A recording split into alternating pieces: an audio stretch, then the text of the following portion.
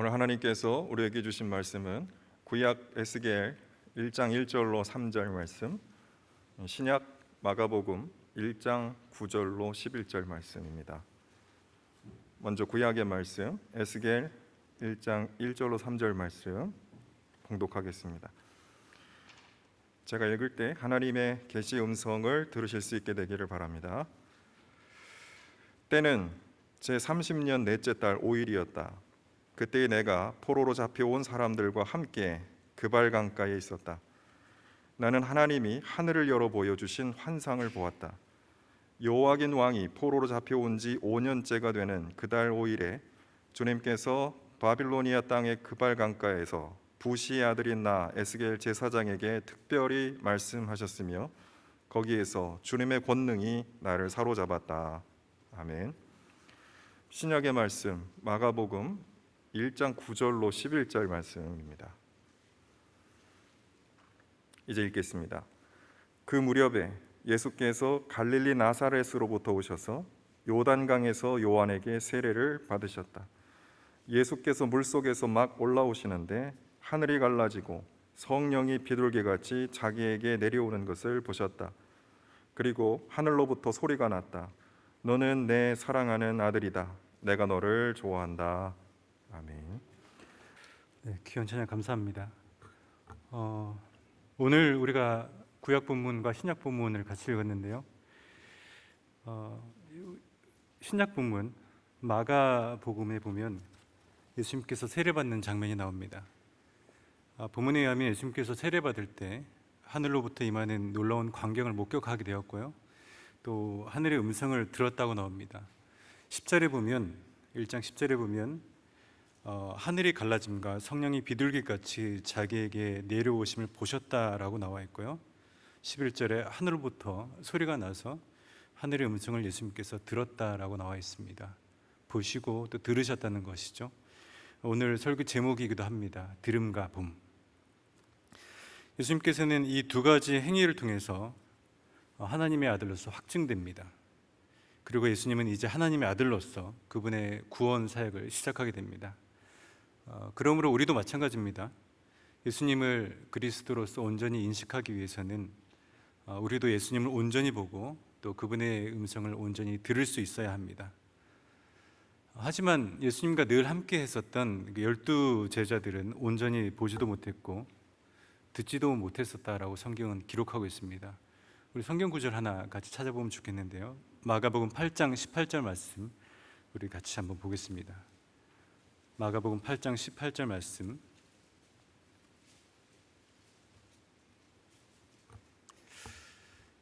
예수님께서 그 제자들의 둔함을 지적하시면서 이렇게 말씀하시죠. 눈이 있어도 보지 못하고 또 귀가 있어도 듣지 못한다라고 예수님께서 말씀하십니다.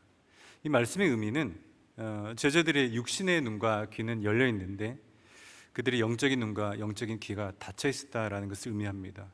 사실 저는 이 제자들의 상태가 충분히 공감이 됩니다. 왜냐하면 우리도 그렇지 않습니까? 우리도 교회 와서 목사님의 설교 말씀은 너무 잘 들리는데, 목사님의 음성은 잘 들리는데 하나님의 음성을 듣지 못하는 경우가 참 많습니다. 보는 것도 마찬가지입니다. 교회 와서 나무 십자가는 너무 잘 보이는데 십자가에 달리신 예수 그리스도를 보지 못하는 경우가 참 많습니다.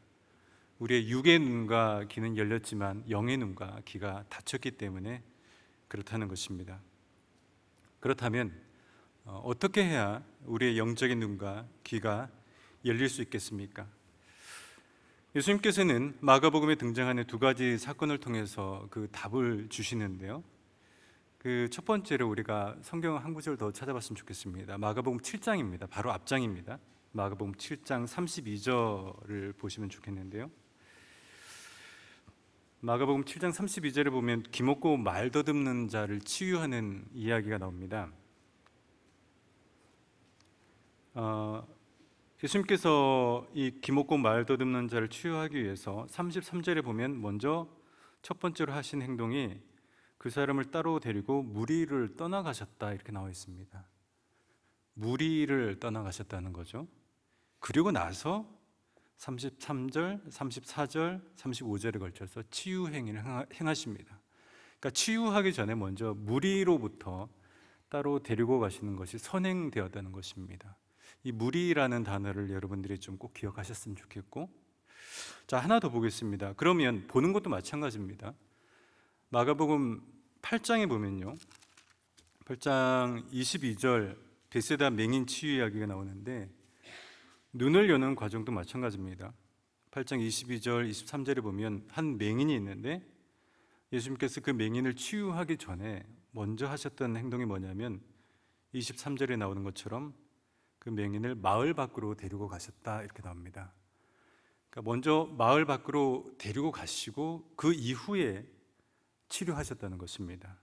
그러니까 두 이야기를 종합해 보면 눈과 귀가 열리기 위해서는 먼저 무리와 마을에서 벗어나야 된다라는 것을 우리는 알 수 있습니다. 다시 말해서 우리의 영적인 눈과 영적인 귀를 어둡게 만드는 것은 무리와 마을이기 때문에 그곳으로부터 벗어나야 된다는 것입니다.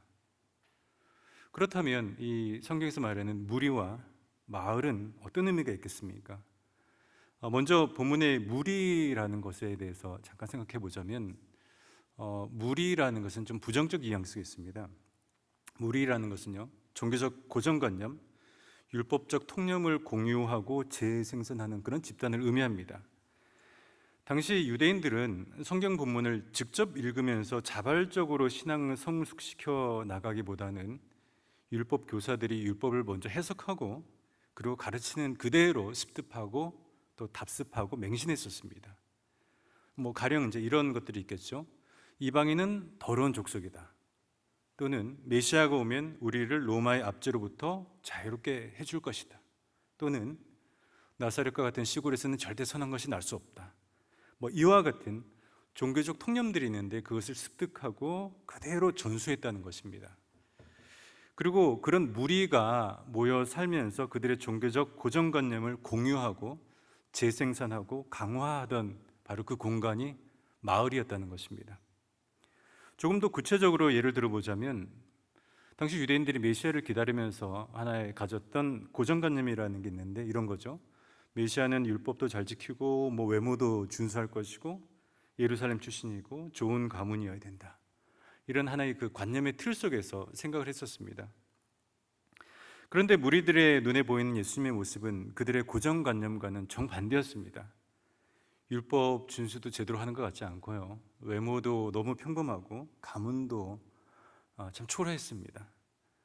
그러다 보니까 아무리 예수님께서 마을을 방문하셔서 마을에서 좋은 메시지를 전해도 놀라운 이적을 보여주어도 그 마을에 사는 무리들 마음에 와닿지도 않았고 감동이 없었습니다. 오히려 거부감만 생겼다는 것입니다. 그래서 예수님께서 이 두 병자를 치유하기에 앞서서 그 두 곳 무리와 마을로부터 불러내신 이유는 분명합니다. 만약에 그 사람들이, 그 병자들이 그곳에 머물면서 동화된다면 그들의 눈과 귀는 절대 열릴 수가 없습니다. 그래서 먼저 따로 불러내시고 그 이후에 치유하고 그들의 눈과 귀를 열어주셨다는 것입니다. 당시 유대인들은 화석화된 고정관념 또 종교관념에 사로잡혀 있었고 그래서 예수님은 그들의 굳어진 생각과 관념의 틀을 무너뜨리기 위해서 노력하셨습니다.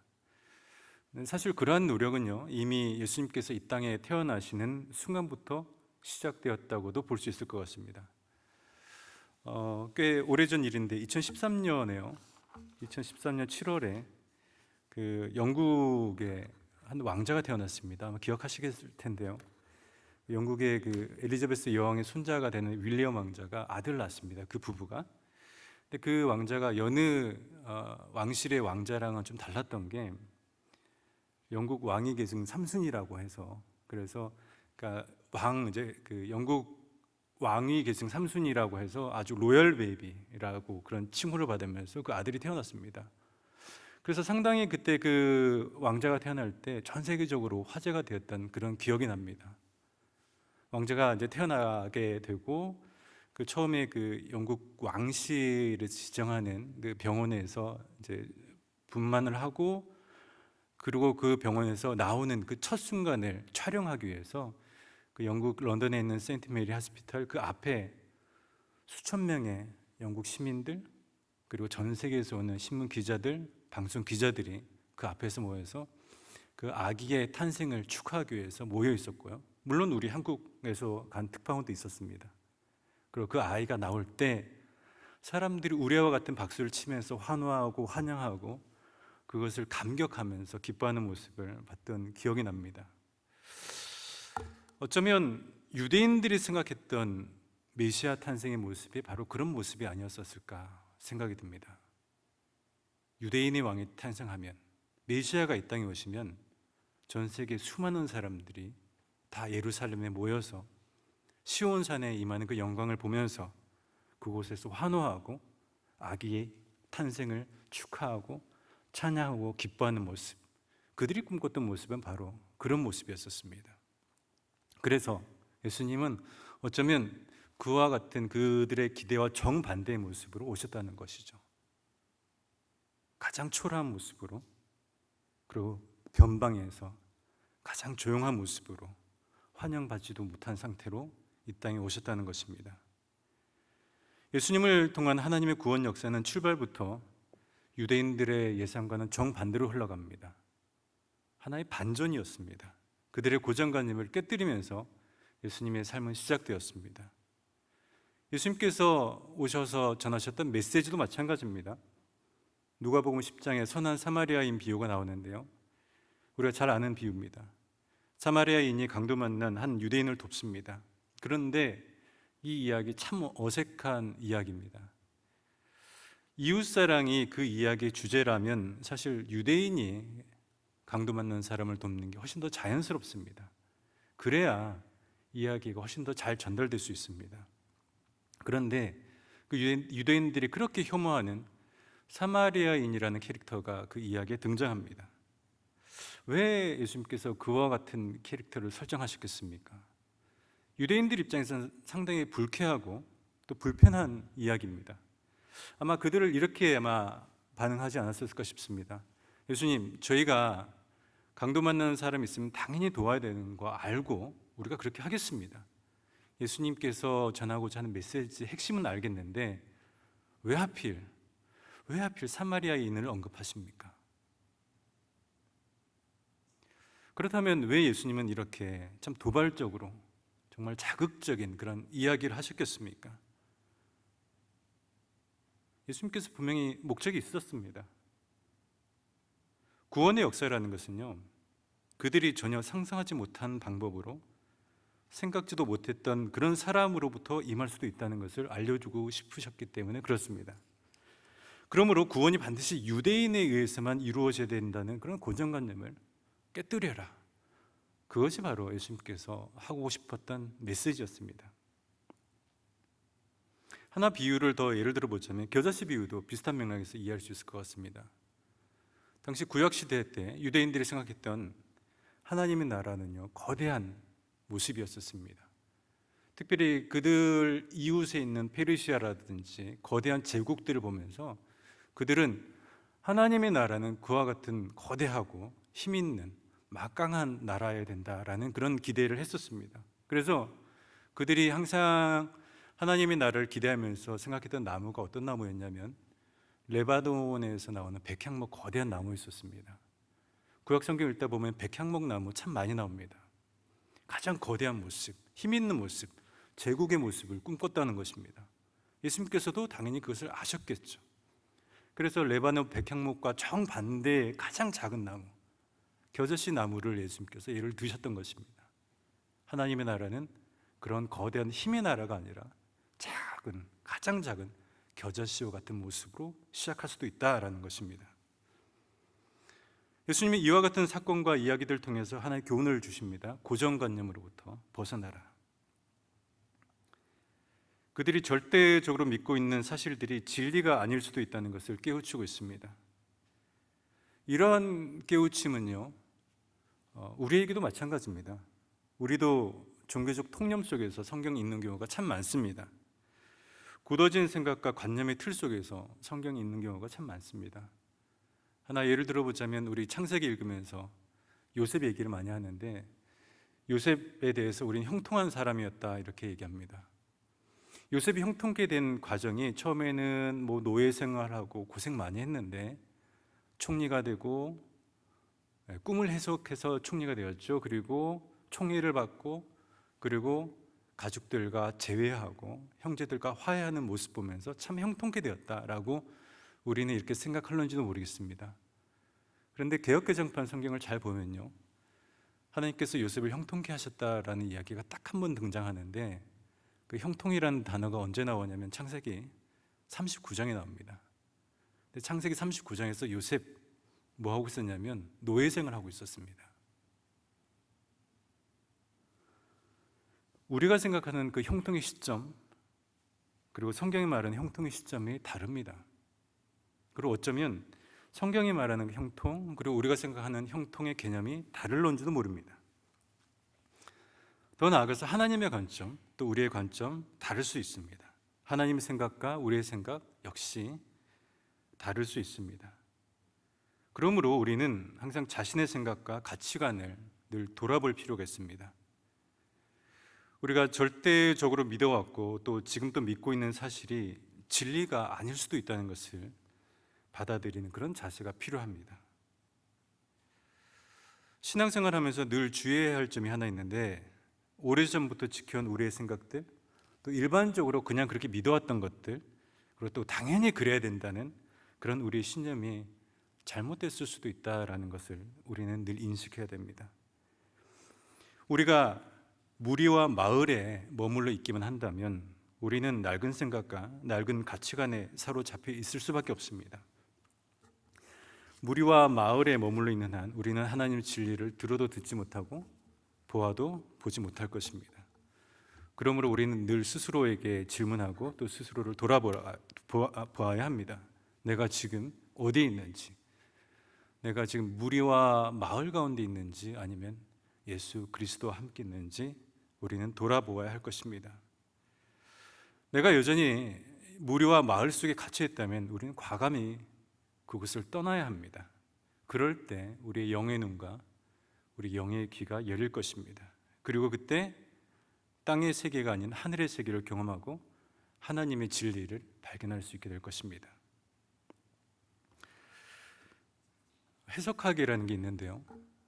그 중에 뭐 여러 가지 해석학이 있는데 의심의 해석학이라는 게 있습니다. 제가 처음 유학 갔을 때요, 그 성서 해석학을 가르치던 교수님 한 분이 그 의심의 해석학이라는 단어를 되게 좋아했던 것 같아요. 그래서 의심 얘기를 참 많이 하셨습니다. 서스피션이라는 단어를 썼는데 의심을 가지고서 뭐 성경을 보라 뭐 그런 내용이었던 것 같아요. 그래서 좀 불편했습니다. 성경을 믿음으로 봐야지 왜 의심을 가지고서 보느냐라는 생각을 했었는데 그분의 요지는 그거였어요. 그러니까 성경 말씀을 의심하라는 건 아니에요. 그러니까 성경 텍스트 자체를 의심하라는 것이 아니라 성경 텍스트를 그동안 우리가 많이 해석을 해왔었는데 그 우리가 그동안 해왔던 해석에 대해서 한번 퀘스천 마크를 찍어보라는 그런 의도였었습니다. 그래서 선배들이 했던 그런 성경에 대한 해석들을 그냥 그대로 아무 생각 없이 받아들이지 말고 한번 의심해 보라는 거예요. 그래서 계속해서 수업 시간에 썼던 단어가 뭐였냐면 태클을 걸어보라 라는 얘기를 참 많이 했던 것 같습니다. 그동안의 해석에 대해서 태클을 한번 걸어보라. 처음에는 상당히 불편하게 그 표현들이 다가왔었는데 시간이 지나면서 참 맞는 말이겠다라는 생각이 들었습니다. 그래서 전 그때부터 그 의심이라는 단어를 제 안에서는 이렇게 표현하기 시작했습니다. 거룩한 의심이라고요. 제가 아까 누가복음 10장 선한 사마리아인 비유 잠깐 얘기했었는데 만약에 제가 그 성경 본문을 딱 읽으면서 이거는 뭐 이웃사랑에 관련된 이야기니까 이 성경 본문 가지고서 이웃사랑 얘기하면 되겠구나 라고 제가 만약에 그렇게 하나의 어떤 이제까지 있어왔던 관념의 틀 속에서 그 본문을 본다면 어쩌면 저의 영의 눈과 영의 귀는 그 순간부터 닫혀버릴 것입니다. 또 그렇게 된다면 하나님께서 그 말씀을 통해서 새롭게 부어주고자 하는 놀라운 은혜의 진리가 있음에도 불구하고 저는 그 진리를 발견하지 못할 것입니다. 그래서 말씀을 볼 때 또 말씀을 준비할 때마다 늘 두려운 마음으로 또 조심하는 마음으로 그렇게 보려고 노력합니다. 우리도 마찬가지 아닐까 싶습니다. 우리가 늘 고민해야 될 것은 뭐냐면 내가 지금 머물고 있는 곳은 어딘가라는 것입니다. 신앙적으로 우리가 마을과 무리 속에서 함께 머물고 있는지 아니면 그곳을 떠나서 예수님과 함께 있는지 늘 스스로 점검해 보아야 될 것입니다. 여러분, 동물 중에 돼지 있지 않습니까?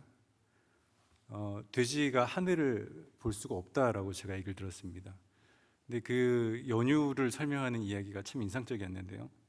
돼지가 하늘을 보지 못한 이유가 매일 꿀꿀거리고 다니면서 땅만 보고 간다는 거예요. 돼지가 땅에 뭐 떨어진 거 없나, 뭐 먹을 거 없나, 땅만 보고 가다가 목이 굳어버려서 하늘을 못 본다라는 얘기를 들은 것 같은데, 뭐 과학적으로 얼마나 그게 신뢰할 만한 얘기인지는 모르겠습니다. 뭐 저는 그냥 재밌게 우스갯소리로 들었습니다. 그런데 곰곰이 생각해 보니까 그 이야기 참 의미 있게 다가옵니다. 그리고 저한테 있어서 그 돼지 이야기는 태산과 같이 무거운 교훈으로 저한테는 다가왔습니다. 어쩌면 그 이야기가 우리 이야기일 수도 있겠다 싶어서였습니다. 우리도 그 돼지처럼 땅의 것만 바라보다가 우리의 영의 눈과 귀가 굳어버려서 하늘을 바라보지 못하게 될까 봐 그게 두렵습니다. 바울도 그런 것들을 두려워했던 것 같습니다. 그래서 바울은 성경에서 우리에게 이렇게 권면합니다. 골로새서 3장 2절에 보면 땅의 것을 생각지 말고 위의 것을 생각하라. 땅의 것만 집착하지 말고 계속해서 위의 것을 생각하고 바라보는 훈련과 연습을 하라고 바울은 우리에게 권면하고 있습니다. 저는 한번 이런 상상을 해본 적이 있습니다. 하늘을 나는 나비가 알을 낳으면 그 알이 이제 애벌레 시절을 처음 경험하게 되겠죠. 애벌레는 배로 열심히 땅을 기어다닙니다. 그 애벌레에게 물어봅니다. 너의 꿈이 무엇이냐라고 묻는다면 애벌레 이렇게 대답할 것입니다. 저는 빨리 기어가는 것이 꿈입니다. 애벌레에게 또 질문합니다. 나무 꼭대기에 올라가려면 어떻게 해야 되냐? 그러면 빨리 기어가면 된다라고 이렇게 얘기하겠죠. 애벌레에게 세상은 어떤 모습이냐라고 묻는다면 애벌레는 세상은 평평한 땅으로 구성되어 있다라고 얘기할 것입니다. 애벌레의 삶은 열심히 땅에서 기는 것이고 그의 눈에 세상은 흙으로 구성된 평평한 땅으로만 존재하고 있습니다. 하지만 언젠가 그 애벌레가 번데기 과정을 거쳐서 하늘 높이 나는 나비가 된다면 푸른 창공에서 새로운 세상을 경험하게 될 것입니다. 그리고 그때 깨닫게 되겠죠. 세상은 땅으로만 존재하는 것이 아니라는 것을. 우리도 그렇지 않겠습니까? 우리의 영의 눈과 귀가 열린다면 우리 모두 하늘의 진리, 하늘의 신비를 경험할 수 있게 될 것입니다. 오늘 우리가 읽었던 성경 본문은 두 개였는데요. 첫 번째 구약의 에스겔 말씀을 읽었었고 신약의 마가복음 말씀을 읽었었습니다. 오늘 우리가 읽었던 구약 에스겔 말씀은 바로 에스겔이 소명을 받는 장면인데 그 배경은 그렇습니다. 바벨론의 포로로 잡혀갔습니다. 대부분의 젊은이들은 포로가 되어서 좌절하고 체념하고 있었습니다. 하지만 에스겔은 달랐습니다. 그는 자신을 구별된 자로 여기고 늘 자신을 제사장이라고 부르면서 거룩한 영적 정체성 속에서 살았습니다. 마가복음 표현을 빌리자면 그는 무리와 마을에 머물러 있지 않았었습니다. 그는 하나님 앞에서 자신의 영적 정체성을 가지고서 하나님 앞에서 머물렀습니다. 그때 그의 영의 눈과 귀는 열리게 되고 그발 강가에서 하늘이 열리고 하늘의 놀라운 비전이 보이는 그런 역사를 체험하게 됩니다. 여러 사람들이 에스겔 외에도 수많은 사람들이 그발 강가에 있었지만 하늘의 신비를 경험한 사람은 에스겔 한 사람이었습니다. 신약 본문에서 장면도 마찬가지입니다. 예수님께서 세례 받으실 때 수많은 사람들이 그 요단강에 나와서 세례 받고 있었습니다. 하지만 그 하늘의 환상과 음성이 보여주고 들려준 대상은요, 헬라어로 단수로 기록하고 있습니다. 즉 예수님 한 사람에게만 오직 그 하늘의 놀라운 이상과 비전이 임했다는 것입니다. 비록 예수님은 두 발은 이 땅 위에 있었지만 이 땅 위에서 하늘을 경험했다는 것입니다. 에스겔 그리고 예수님 모두 땅에서 하늘의 신비를 경험했습니다. 저는 그 은혜가 오늘 이 자리에 함께한 또 온라인으로 예배에 함께 하시는 우리 대학교의 성도님들 모두에게도 임하기를 소망합니다. 그래서 비록 우리가 이 땅 위에 살고 있지만 무리와 마을에서 벗어남으로써 고정관념과 율법적 통념으로부터 자유로워짐으로써 우리의 영의 눈과 영의 귀가 모두 열리기를 소망합니다. 그래서 이 땅의 순례길을 걸으면서 매일매일의 삶 가운데서 하늘의 놀라운 진리를 경험하고 하늘의 신비를 체험하는 그런 은혜가 여러분들 매일의 삶 가운데 늘 충만하게 되길 바랍니다. 같이 기도하겠습니다. 사랑과 은혜가 충만하신 하나님 아버지, 주님의 은혜 감사를 드립니다. 오늘 우리에게 귀한 말씀 허락하셔서 감사합니다. 어두워진 우리의 눈과 귀를 열어주셔서 하나님의 음성을 늘 듣게 하시고 하늘의 신비를 경험하면서 그 안에서 더욱더 풍요롭고 은혜로운 신앙의 여정을 한 걸음씩 한 걸음씩 나아갈 수 있게 하여 주옵소서. 예수 그리스도 이름 받들어 기도하옵나이다.